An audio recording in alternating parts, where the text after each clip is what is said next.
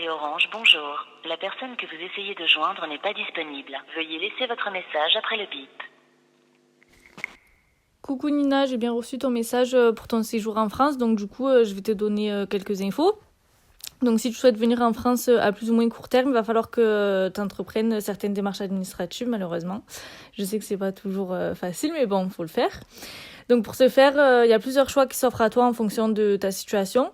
Donc le premier choix, c'est l'autorisation provisoire de séjour. Donc elle est délivrée à titre exceptionnel et elle te permet de rester temporairement en France sans avoir le titre de séjour. Elle concerne en fait des situations très précises comme une maladie grave qui nécessite des soins sur le sol français ou bien le souhait de débuter ta carrière professionnelle en France. Donc en fonction de la situation, l'autorisation provisoire de séjour peut être plus ou moins longue. Donc elle peut aller de 6 mois à 1 an renouvelable.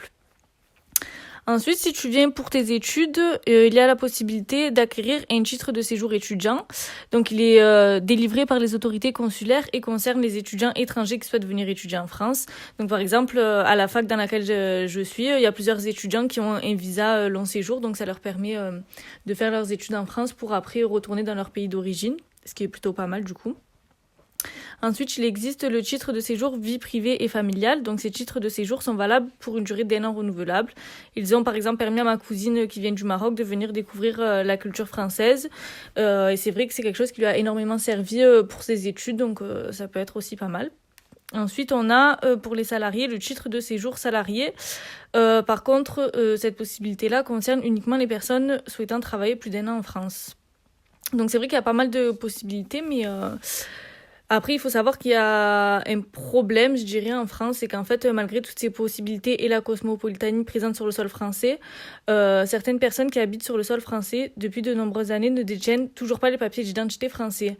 Donc en fait, je me demande comment est-il possible pour ces personnes de se sentir détenteurs de l'identité française. En fait, autrement dit, comment faire pour que ces personnes résidant en France mais ne possédant pas les papiers français parviennent à construire leur identité. C'est vrai qu'en effet, ces personnes ne sont pas considérées aux yeux de la loi comme des citoyens français et donc elles ne disposent pas du droit de vote et de la sécurité sociale. La sécurité sociale, qu'est-ce que c'est ? En fait, c'est quelque chose qui permet aux citoyens d'être assistés lorsqu'ils rencontrent des événements dont l'incidence financière est coûteuse. Donc ça va être tout ce qui va concerner la maladie, la maternité, les décès, l'invalidité, le chômage, etc. Donc cette assurance maladie du régime général de la sécurité sociale comprend le remboursement des soins et des versements d'indemnités journalières. Ensuite, en ce qui concerne les papiers d'identité français, ils sont assez nombreux.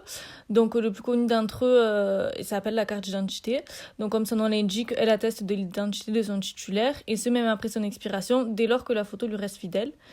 Il n'est cependant pas obligatoire de posséder une carte nationale d'identité, donc d'autres papiers peuvent lui substituer, tels que le passeport, qui fait office de pièce d'identité dans la plupart des pays étrangers, comme le tien, je pense. Le permis de conduire, la carte d'électeur, la carte de sécurité sociale, le livret de famille ou l'extrait de naissance. En fait, tous ces papiers d'identité sont nécessaires en cas de contrôle de police ou d'autres situations. Par exemple, si tu veux aller acheter de l'alcool, il faut que tu présentes un papier d'identité valable au vendeur afin qu'il vérifie ta majorité. Donc, à savoir que l'âge de la majorité, c'est de 18 ans en France. Donc, avant cet âge-là, tu n'as pas le droit de jouer à des jeux d'argent, d'acheter de l'alcool, du tabac, de conduire, de voter, etc.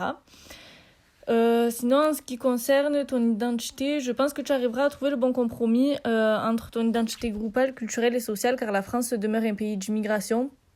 Donc c'est un pays assez ouvert aux étrangers, et je pense que les étrangers se sentent pour la plupart bien ici, en tout cas je l'espère.